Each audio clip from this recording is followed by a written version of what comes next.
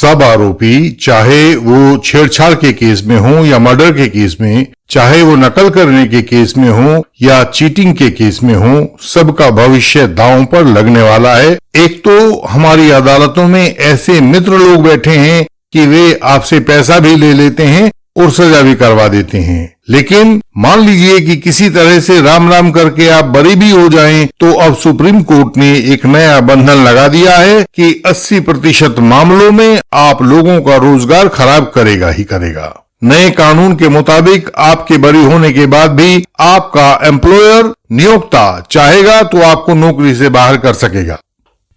आज की वीडियो में यही जानते हैं कि ऐसा अब क्या होने वाला है। 2015 में आरोपी के खिलाफ सेक्शन 341, 354D आईपीसी व सेक्शन 11-12 पोक्सो एक्ट में एक केस दर्ज हो गया था। आरोप था कि उसने लड़की का पीछा किया था और उससे मिलने की कोशिश करता रहा था। कोर्ट में बाद में जब बयान हुए तो लड़की अपने बयानों से मुकर गई। कोर्ट में यह बात सामने आई कि दोनों पक्षों में समझौता हो गया था। हालांकि एक आध सेक्शन ऐसा भी लगा हुआ था जिसमें समझौता होना संभव नहीं था, लेकिन 354D आईपीसी के साथ लड़की बाकी बातों से भी मुकर गई थी। शिकायतकर्ता लड़की और अन्य गवाहों के मुकर जाने पर ट्रायल कोर्ट ने आरोपी को बेनिफिट ऑफ डाउट का लाभ देकर छेड़छाड़ सहित सभी आरोपों से बरी कर दिया। अगली साल वह पुलिस कांस्टेबल के पद पर चुना गया और उज्जैन में उसकी पोस्टिंग हो गई। कुछ समय बाद पुलिस अधीक्षक उज्जैन ने उस आरोपी से नौकरी के संबंध में जानकारियां मांगी, जिसमें उस आरोपी के ऊपर केस होने और बाद में बरी हो जाने की बात प्रकाश में आई। इसके बाद पुलिस अधीक्षक उज्जैन ने उसे उसकी पोस्ट के लिए अनुपयुक्त बताते हुए उसे नौकरी से निकाल बाहर किया और इस तरह से मामला कोर्ट में पहुंच गया। हाई कोर्ट की सिंगल बेंच ने पुलिस अधीक्षक के निर्णय को सही ठहराया। उसके खिलाफ अपील की गई तो डिवीजन बेंच ने अपील को मान लिया और आरोपी के पक्ष में निर्णय दिया। डिवीजन बेंच के निर्णय के विरुद्ध राज्य सरकार ने सुप्रीम कोर्ट में अपील की तो मामला सुप्रीम कोर्ट के सामने पहुंच गया। केस का नाम है state of MP versus Bhupendra Yadav. Civil appeal थी यह, जो एसएलपी नंबर 27,301 ऑफ 2018 में पैदा हुई थी। जस्टिस हिमा कोहली और जस्टिस राजेश बिंदल की बेंच ने इसे अभी सितंबर 20, 2023 को डिसाइड किया है। इंडियन लीगल सिस्टम के पास झूठे गवाहों को तोड़ने के बहुत सारे कानूनी औजार हैं। बिना झूठे गवाहों को तोड़े आप फॉल्स एलिगेशन पर विजय नहीं पा सकते हैं। बाद में जीवन भर पछताते रहने से अच्छा है कि झूठे गवाहों को तोड़ने में इंडियन लीगल सिस्टम की विशेषज्ञता का सहारा लिया जाए। इंडियन लीगल सिस्टम के मेंबर बने और यह सहायता पाएं। इस केस पर विचार करते हुए सुप्रीम कोर्ट ने अपने एक पुराने निर्णय Avtar Singh versus union of India 2016 8 SCC 471 पर ध्यान दिया, जिसमें 3 जजों की एक बेंच ने कहा था कि मोरल टर्पिट्यूड यानी कि नैतिक अधमता के मामलों में या गंभीर अपराध वाले केसेस के मामलों में नौकरी देने वाले एम्प्लॉयर यानी नियोक्ता का यह हक बनता है कि वह नौकरी के उम्मीदवार के एंटीसीडेंट्स यानी कि पूर्व चारित्रिक इतिहास को जाने और परिस्थितियों को पूरी तरह जानकर ही उस उम्मीदवार का चयन करे। इसमें न केवल उम्मीदवार के चारित्रिक इतिहास का बल्कि संबंधित पद की जिम्मेदारियों और गरिमा का तुलनात्मक अध्ययन भी नियोक्ता का अधिकार होता है।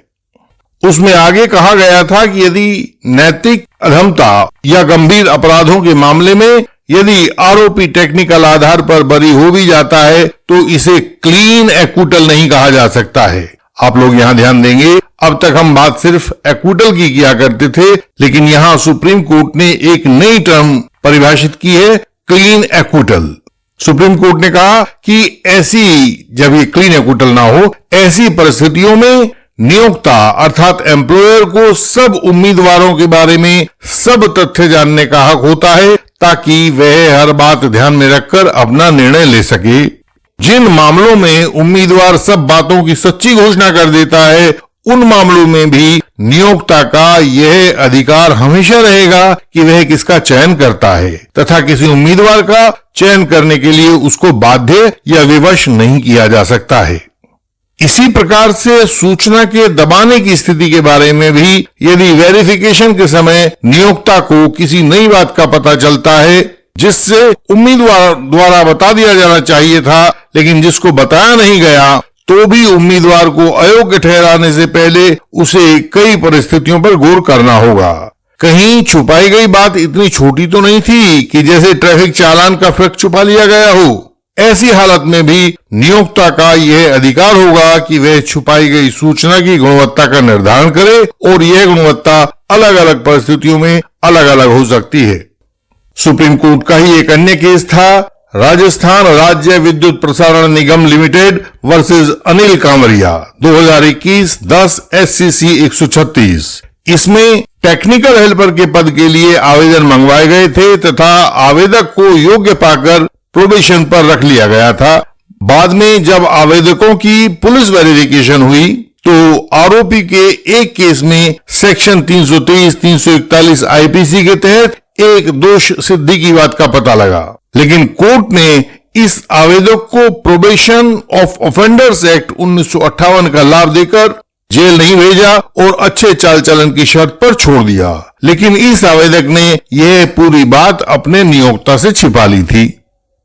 इस केस में भी कोर्ट ने यही कहा, सुप्रीम कोर्ट ने, कि उस आवेदक ने अपने नियोक्ता से जरूरी सूचना छिपाकर धोखा तथा गलत बयानी, फ्रॉड एंड मिसरिप्रेजेंटेशन किया था, जिसके लिए सही तथ्यों को छिपा लिया गया था by suppression of material facts. आवेदक ने अपनी नौकरी झूठी घोषणा के आधार पर ली थी। इस तरह से वर्तमान केस में state of MP Bhupendra Yadav में सुप्रीम कोर्ट ने कहा कि यह अवतार सिंह वाले केस का एक सुंदर उदाहरण है जिसमें आवेदक के ऊपर नैतिक अधमता वाले एक मामले में चार्ज फ्रेम किया जा चुका था। यहाँ एक ऐसा मामला हम देखते हैं जिसमें शिकायतकर्ता पीड़िता ने आवेदक के साथ समझौता करके पुलिस के सामने दी गई अपनी स्टेटमेंट्स को बदलकर कोर्ट में बताया। इसी आधार पर ऐसा लगता है कि प्रोसिक्यूशन अपना आरोप सिद्ध नहीं कर पाया था, लेकिन इस बात के लिए भी गैर कानूनी कारण थे। आवेदक को अच्छे से पता था कि उसके खिलाफ गंभीर आरोप वाले नॉन कंपाउंडेबल ऑफेंसेस, यानी कि जिनमें समझौता नहीं हो सकता था, वैसे आरोप लगे हुए थे। हम इस बात के प्रति सजग रहते हुए, सुप्रीम कोर्ट ने कहा, हम इस बात के प्रति सजग रहते हुए कि इस मामले में आरोप बहुत अधमतापूर्ण थे, यही आदेश देती हैं कि डिवीजन बेंच का फैसला सही नहीं था। इस केस में आवेदक को नौकरी पर लेना गलत होगा। हम राज्य सरकार की इस अपील को स्वीकार कर ले रहे हैं। तो इस सारे डिस्कशन में यही बात निकल कर आती है कि चाहे केस बहुत छोटा हो, जैसे सेक्शन 323, 341 IPC वाला, या कथित रूप से बहुत गंभीर और नैतिक अधमता वाला हो, जैसे कि section 354D IPC, read with 11-12 POCSO act वाला, यदि आप एक बार फंस गए हो तो कोई भी सुंदर तर्कों वाला व्यक्ति आपका जीवन जब चाहे तब बर्बाद कर सकता है। आपको यह कहने का कोई लाभ नहीं मिलने वाला कि आपको तो कोर्ट ने बरी कर दिया है। आपसे एक सवाल तो फिर भी पूछा ही जा सकेगा कि कितना गंदा सा बरी का ऑर्डर लेकर आए हो। ट्रायल कोर्ट ने इसमें कहीं पर भी जरी गोटे का काम तो किया ही नहीं है। हम इस बरी आदेश को नहीं मानते हैं। कहने वालों का क्या जाता है, वो कुछ भी कह सकते हैं। यदि हमारे LLB में पढ़ाने वाले मास्टर जी कहीं मिल जाएं तो उनसे एक सवाल तो पूछना बनता ही है कि कानून आपका, कोर्ट आपका, पूरी प्रोसीजर आपकी, यह नियम भी आपका कि आरोप लगा तो केस चलेगा, और केस चला कर दिया गया हुआ जो ऑर्डर है वो भी आपका है, तो आप अपने दिए गए सामान के आधार पर मेरी गलती क्यों निकाल रहे हो? जज साहब की कनपट्टी पर दबाव देकर तो हम ऑर्डर नहीं न लाए हैं। सब कुछ तो आपका ही है, तो फिर इसमें से आने वाली सड़ान को आप हमारी क्यों बता रहे हो? हम जल्दी एडवोकेट्स को अपने केसेस में मुश्किलें आ रही हो, क्रॉस ना बन पा रहा हो, पता नहीं हो कि क्या एप्लीकेशन लगाई जाए, किस स्टेज पर क्या क्या किया जाए, ताकि विजयश्री आपको ही चुने, तो हमसे परामर्श कर सकते हैं। इस चैनल की हर एक वीडियो में सब कानूनी मुश्किलों से बचने के रास्ते सुझाए गए हैं। एडवोकेसी के बेहतरीन गुर बताए गए हैं, वकालत के दांव पेच सिखाए गए हैं। यह जानकारी हमारी वेबसाइट indianlegalsystem.org पर आपकी सरल भाषा में दी गई है। आप उसे पढ़ें और जानकारी प्राप्त करें। हमसे जानने, मिलने, पूछने के लिए व्हाट्सएप मैसेज करें ताकि वहां से आगे की राह खुल सके। हम आपसे अगली वीडियोस में भी ऐसे ही मिलते रहेंगे। तब तक प्रणाम।